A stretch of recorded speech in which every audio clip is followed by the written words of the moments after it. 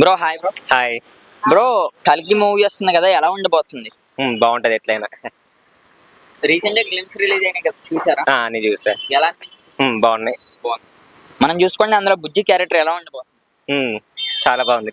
Dubbing బాగుంది. ఆ? Dubbing Keerthy Suresh. Dubbing బాగుందా? ప్రభాస్ గారు కల్కితో ఎటువంటి రికార్డ్స్ క్రియేట్ చేసే అవకాశం ఉంది? పాత రికార్డ్స్ అన్ని చెదిరిపోతాయి. బాహుబలి తర్వాత ఎటువంటి హిట్ లేదు ప్రభాస్ గారికి, మరి ఈ మూవీతో హిట్ అయ్యే అవకాశం ఉందా? ఉందిగా. సలార్ తర్వాత ఇది నెక్స్ట్ లెవెల్ ఉంటుంది. Next level. మనం చూసుకుంటే ఇందులోనే కమల్ హాసన్ గారు అలాగే అమితాబ్ బచ్చన్ గారు కూడా ఉన్నారు కదా, ఎలా ఉంటది? వాళ్ళ గురించి ఏం చెప్పిన అవసరం లేదు. ఇలాగ ఇప్పుడు మనం చూసుకుంటే ఇందులోనే బ్రహ్మానందం గారు కామెడీ కూడా యాడ్ అయ్యే అవకాశం ఉంది, ఎలా ఉంటది?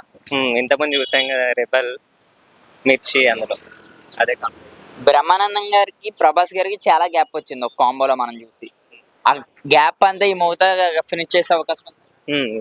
మళ్ళీ రీక్రియేట్ చేస్తారు. ఒక మాటలో కలికి ఇంకొక ప్రపంచంలోకి తీసుకెళ్లే అవకాశం ఉందా లేదా?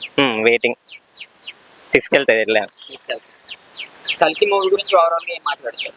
చూద్దాం వచ్చాక.